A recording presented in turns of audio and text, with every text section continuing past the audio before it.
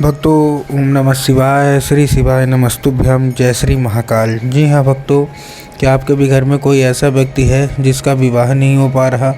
आप लोग बहुत ज़्यादा परेशान हैं उसके विवाह को लेके कि आखिरकार इस व्यक्ति का जो विवाह है वो क्यों नहीं हो पा रहा। आपने बहुत ज़्यादा कोशिश कर लिया, बहुत ज़्यादा प्रयास कर लिया कि उस व्यक्ति का जो विवाह है वो हो जाए, लेकिन अभी भी उस व्यक्ति का जो विवाह है वो होने का नाम नहीं ले रहा।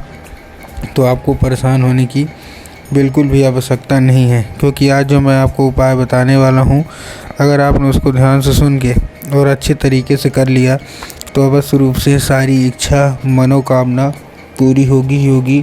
और आपके जो भी घर का व्यक्ति है जिसका भी विवाह नहीं हो पा रहा, अवश्य रूप से उसका जो विवाह है वो होगा ही होगा।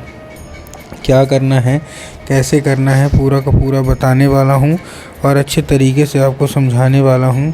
तो बस उपाय ध्यान से सुन के अच्छे से करिएगा ज़रूर। देखिए, आपको भी पता है कि पूज्य गुरुदेव की जो कथा होती है उसमें लाखों की भीड़ आती है। कैसे भीड़ आती है? लाखों की भीड़ आती है।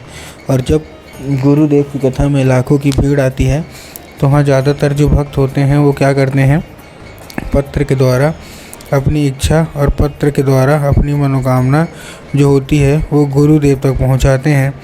तो अभी गुरुदेव की कथा चल रही थी, आज से 4 से 5 महीना पहले की बात है। गुरुदेव की कथा चल रही थी और गुरुदेव की कथा में लाखों की भीड़ आई।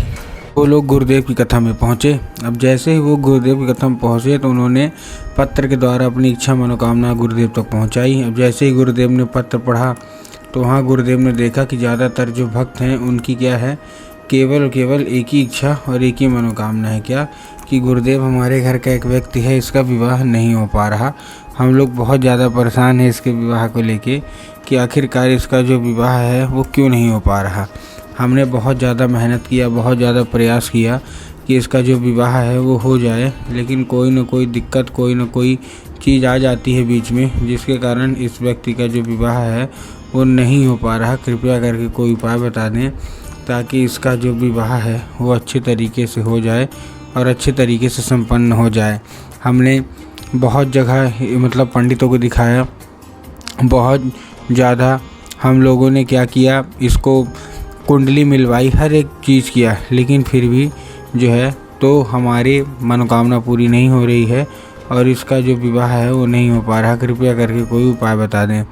अब जैसे ही गुरुदेव ने ये देखा तब कहा कि हाँ, तब उन्होंने 2 से 3 उपाय बताए और कहा ये मतलब ये कर लेना ये उपाय, और तो तुम्हारी सारी इच्छा मनोकामना जो है वो पूरी हो जाएगी। अब जैसे ही गुरुदेव ने उपाय बताया तो लोगों ने जा जाके इस उपाय को घर में करना शुरू कर दिया। अब जैसे ही लोगों ने जा जाके इस उपाय को घर में करना शुरू कर दिया, वही लोग गुरुदेव की कथा में मात्र 1 से 1.5 महीने के बाद वापस आए। अब जब वही लोग गुरुदेव की कथा में वापस आए तो उन्होंने क्या किया, फिर से एक बार गुरुदेव को पत्र लिखा, लेकिन ये वाला जो पत्र था ये गुरुदेव को धन्यवाद के रूप में पत्र था कि गुरुदेव धन्य हो आपका, आपके द्वारा बताया गया उपाय हमने कर लिया है, हमारी सारी इच्छा सारी मनोकामना भी है वो पूरी हो गई है, आपका कोटि कोटि धन्यवाद।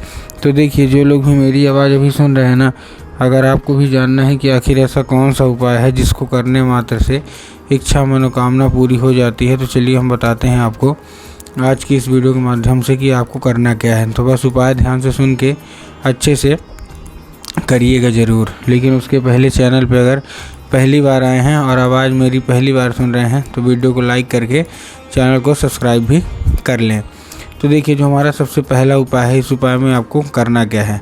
जो हमारा सबसे पहला उपाय है, इस उपाय में आपको सबसे पहले चाहिए क्या, आपको चाहिए 3 काली मिर्च और साथ में आपको चाहिए 1 धतूरा। तो 3 काली मिर्च ले लिए, साथ में आपने 1 धतूरा ले लिया।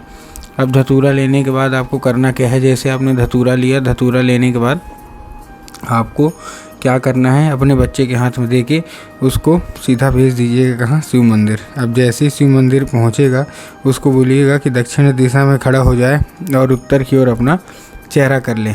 अब देखिए, दक्षिण और उत्तर में ना बहुत सारे लोग कंफ्यूज होते हैं कि दक्षिण क्या है उत्तर क्या है, हमको थोड़ा साफ साफ बताओ। तब गुरुदेव ने बताया है कि आप जिस भी शिव मंदिर जा रहे हैं उस शिव मंदिर का जिधर साइड जलाधारी हो, आपको अपना चेहरा उधर साइड करके खड़े हो जाना है। ठीक, खड़े हो गए। खड़े होने के बाद आपको क्या करना है, एक नाम लेके, कौन सा, महादेव का बहुत ही सुंदर सा नाम है, श्रम्भेश्वर महादेव। तो आपको करना क्या है, आपको केवल श्रम्भेश्वर महादेव का नाम लेके और उन्हीं का स्मरण करके आपको चुपचाप क्या कर देना है, अर्पित कर देना है बस।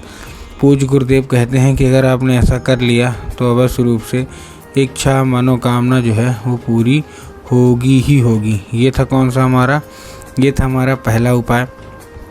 अब हम चलते हैं अपने दूसरे उपाय की ओर। अब देखिए जो हमारा दूसरा उपाय है, इस उपाय में आपको करना क्या है, सिंपल सा, आपको केवल एक काम करना है। आपको लेना है थोड़ा सा लाल चंदन, और लाल चंदन लेने के बाद आपको पहुंच जाना है कहाँ, सीधा शिव मंदिर। अब जैसे ही आप शिव मंदिर पहुंचेंगे, शिव मंदिर पहुंचने के बाद, ठीक है ना, जैसे आप शिव मंदिर पहुंचेंगे, शिव मंदिर पहुंचने के बाद आपको करना क्या है, आपको केवल माता शोक सुंदरी वाली जगह में अर्पित करवा देना है। माता शोक सुंदरी की जगह कहाँ होती है, जलाधारी के बिल्कुल बीचों बीच। तो आपको माता शोक सुंदरी की जगह पे अर्पित करवा देना है। ठीक, करवा दिए।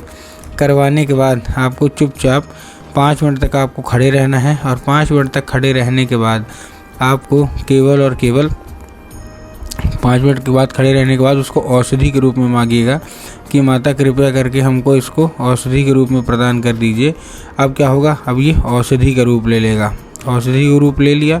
औषधि का रूप लेने के बाद आपको करना क्या है, जैसे आप औषधि का रूप लेगा, औषधि का रूप लेने के बाद उसी रात 5 मिनट तक आपको खड़े रहना है। ठीक, और 5 मिनट तक खड़े रहने के बाद आपको और क्या करना है, 5 मिनट तक खड़े रहने के बाद आपको केवल एक काम करना है, औषधि के रूप में मांगे। औषधि के रूप में मांगने के बाद उसको क्या करना है, ले आना है घर, और जहाँ आप लोग सोते हैं और जिधर साइड सर करके सोते हैं उधर साइड की जो दीवार होगी उसी दीवार में आपको लगा देना है। पूज्य गुरुदेव कहते हैं कि अगर आपने ऐसा किया अवश्य रूप से विवाह होगा ही होगा।